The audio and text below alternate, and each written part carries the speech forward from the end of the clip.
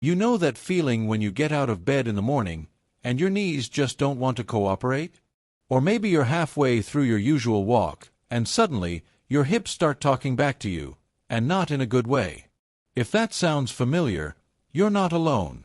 After 40, our bodies start sending us little reminders that we can't take movement for granted like we used to. But here's the good news. It doesn't have to be that way. What if I told you that just 5 simple moves, no equipment, no gym membership, no complicated routines, could help you walk without pain, move with ease, and maybe even feel a little more like your younger self again? That's exactly what we're going to cover today. These aren't quick fixes or miracle cures, just small, consistent habits that add up to big changes over time. Now, before we dive in, let's talk about why this matters. Walking is one of the most natural things we do, but when pain creeps in, it can start to feel like a chore. And when that happens, we move less, our muscles get weaker, and the cycle just keeps going. But the truth is, your body is designed to move, and with the right kind of movement, you can keep it strong, flexible, and pain-free for years to come. So, let's start with the first move, something so simple, you might be tempted to skip it. But trust me, this one's a game changer. It's all about waking up your feet. You see, your feet are the foundation of every step you take, and if they're stiff or weak, the rest of your body has to compensate, which can lead to aches in your knees, hips, or back. Here's how to fix that. Sit in a comfortable chair and take off your shoes. Spread your toes as wide as you can, then relax them. Now, try lifting just your big toe while keeping the others down, then switch, lifting the other toes while keeping the big toe down. It sounds silly, but if this feels tricky, that's a sign your feet need a little more attention. Do this for about 30 seconds on each foot, and you'll start to notice more flexibility and stability when you walk. Now, let's move up to the ankles. Tight ankles can throw off your entire stride, making your legs work harder than they need to. Here's an easy way to loosen them up. Sit tall in your chair and lift one foot slightly off the ground. Slowly draw circles with your toes, 5 in one direction, then 5 in the other. Keep the movement controlled and smooth, no rushing. Then switch feet. You'll feel a gentle stretch around your ankles, and over time, this little move can make a big difference in how light and easy your steps feel. And finally, let's talk about your hips. If you've ever felt a twinge in your lower back or noticed that your stride feels shorter than it used to, tight hips might be the culprit. Here's a simple way to keep them happy. Stand behind a sturdy chair and hold onto the back for balance. Gently swing one leg forward and backward, like a pendulum, not too high, just enough to feel a little movement in your hip. Keep your torso steady and let the leg do the work. Do 10 swings on each side, and you'll notice your hips start to feel a little more open and free. Now, I know these moves might seem small, but that's the beauty of them. You don't need to spend hours at the gym or push yourself to the point of soreness. Just a few minutes a day, consistently, can help your body move the way it's meant to, without pain. And the best part? You're already on your way. So let's keep going, because the next 2 moves are just as important, and they build on what you've already started. You've already taken the first steps, literally, by waking up your feet, loosening those ankles, and giving your hips some love. Now, let's build on that foundation with 2 more moves that'll help you walk taller, smoother, and with way less discomfort. Because here's the thing, walking shouldn't feel like a negotiation with your body. It should feel natural, effortless, like it did years ago. And with these next habits, we're going to get you closer to that feeling. First up, let's talk about your posture. Now, I know, you've probably heard, stand up straight, 1,000 times in your life. But after 40, posture isn't just about looking confident. It's about taking pressure off your joints and letting your muscles work the way they're supposed to. Think about it. If you're hunched forward even a little, your hips and knees have to adjust with every step, and over time, that can lead to stiffness or even pain. So here's a simple trick to reset your posture without feeling stiff or unnatural. Stand with your back against a wall, just lightly touching it. Now, Gently tuck your chin slightly, like you're nodding yes, and imagine a string pulling the crown of your head toward the ceiling. Then, roll your shoulders up, back, and down, not forced, just easy. Finally, place one hand on your belly and take a deep breath in, letting your ribs expand sideways. That's your natural, supported posture. Step away from the wall and try to hold that feeling as you walk. You don't have to be perfect, just aware. Do this check-in a few times a day, and soon, standing tall will start to feel automatic. Now, let's move to something most of us forget about until it starts yelling at us: the knees. If yours creak, protest on stairs, or just feel a little unreliable, this next move is for you. It's not about strengthening with heavy weights. It's about waking up the muscles around your knees so they can do their job properly. Here's how. Sit in a chair with your feet flat on the floor. Slowly straighten one leg out in front of you, flexing your foot so your toes point up. Hold for a second, then lower it back down with control. That's it. No lifting weights, no strain. Just 10 reps on each side. What this does is engage the quadriceps, the muscles that support your knees, without putting stress on the joints.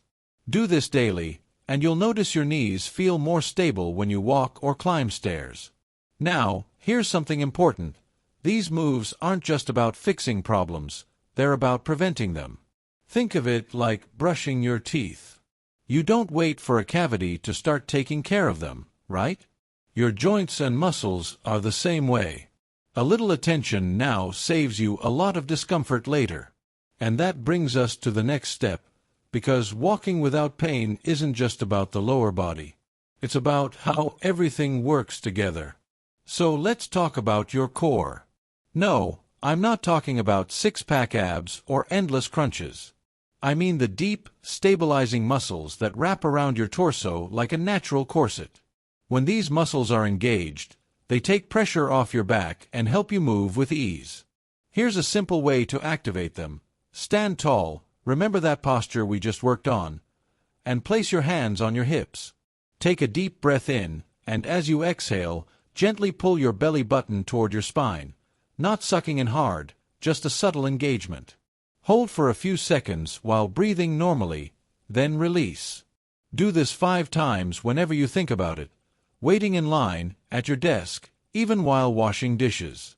Over time, this tiny habit trains your core to support you better with every step.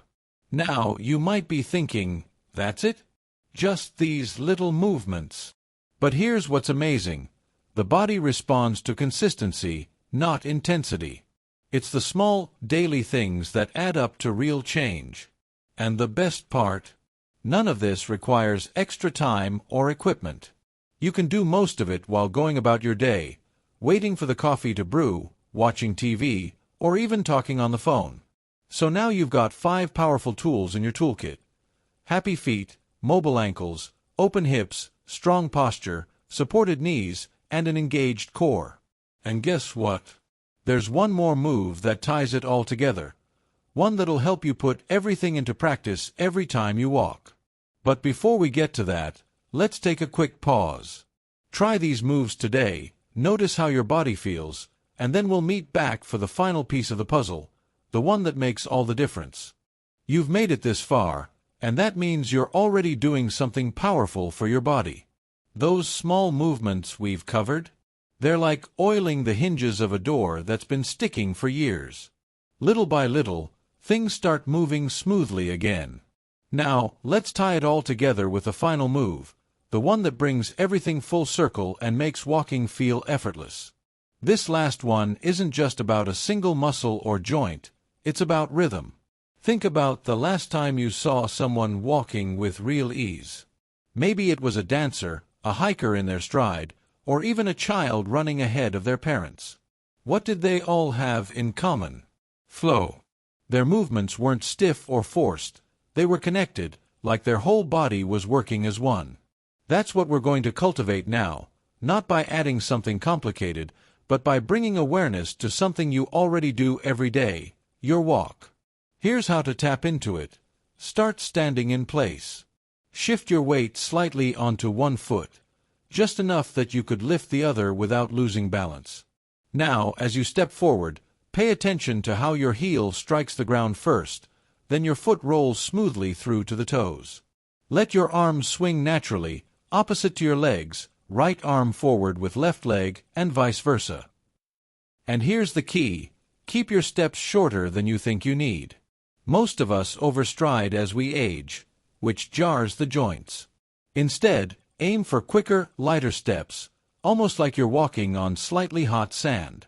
Try this for just 30 seconds at a time at first, focusing on that smooth heel-to-toe motion.